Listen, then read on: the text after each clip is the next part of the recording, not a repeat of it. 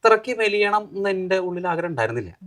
ഞാൻ ഈ ഓവറായിട്ടുള്ള ഒരു സൈസ് ഒന്ന് കുറച്ച് കുറയ്ക്കണം, ഒന്ന് ഷേപ്പ് ആവണം എന്ന് മാത്രമേ ഉണ്ടായിരുന്നുള്ളൂ. പക്ഷെ ആ പ്രോസസ്സ് എനിക്ക് ഭയങ്കര ഇഷ്ടമായി.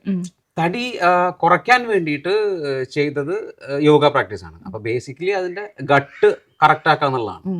പക്ഷെ യോഗ ചെയ്തതിന് ശേഷം പിന്നീട് ഞാനത് കുറേ മാറ്റങ്ങൾ വരുത്തി. എനിക്ക് ഒരുപാട് കളരി പ്രാക്ടീസ് ചെയ്യാൻ പോയി, സ്വിമ്മിങ് പോയി, പിന്നീട് ഇപ്പോൾ വെയിറ്റ് ട്രെയിനിങ്, ബോഡി ബിൽഡിംഗ് തുടങ്ങി.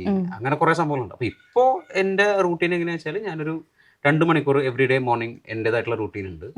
അതിൽ ഞാൻ ഇഷ ഫൗണ്ടേഷനിൽ നിന്ന് കുറേ സാധനാസം കുറേ പ്രാക്ടീസുകളൊക്കെ പ്രാക്ടീസ് ചെയ്തിരുന്നു ഇഷ ഫൗണ്ടേഷനിൽ. അപ്പോൾ എനിക്ക് എൻ്റെതായിട്ടുള്ള രീതിയിൽ ഞാനിപ്പോൾ അത് മാറ്റി 2 ഹവേഴ്സിന്. അതായത് ഒരു പ്രോപ്പർ 20 മിനിറ്റ്സ് വാമപ്പ്, ഒരു 40 മിനിറ്റ്സ് വെയിറ്റ് ട്രെയിനിങ്, അത് കഴിഞ്ഞാൽ ഒരു 30 മിനിറ്റ്സ് യോഗ, അത് കഴിഞ്ഞാൽ ഒരു 10 മിനിറ്റ്സ് ആൻഡ് 21 മിനിറ്റ്സ് മെഡിറ്റേഷൻ. ഇത് കഴിഞ്ഞാൽ മോർണിംഗ് സംഭവങ്ങൾ കഴിയും. ഈവനിങ് ഒരു 10,000 സ്റ്റെപ്സ് നടക്കാൻ വേണ്ടി പോകും. നമ്മളൊരു മോഡറേറ്റ് വാക്ക് രീതിയിൽ പോകും. അത് എവറി ഡേ ഉള്ളതാണ്. പിന്നെ ഡയറ്റ് ലൈഫ് സ്റ്റൈലാണ് ഇമ്പോർട്ടൻറ്റ്. ഞാൻ ഇന്റർമീഡിയറ്റ് ഫാസ്റ്റ് ചെയ്യുന്നുണ്ട്. 16-8 രാവിലെ 10 മണിക്ക് ബ്രേക്ക്ഫാസ്റ്റ്, ലഞ്ച് 1 മണിക്ക്, 6 മണിക്ക് മുന്നേ ഡിന്നർ. അതിനുശേഷം ഒന്നും കഴിക്കില്ല.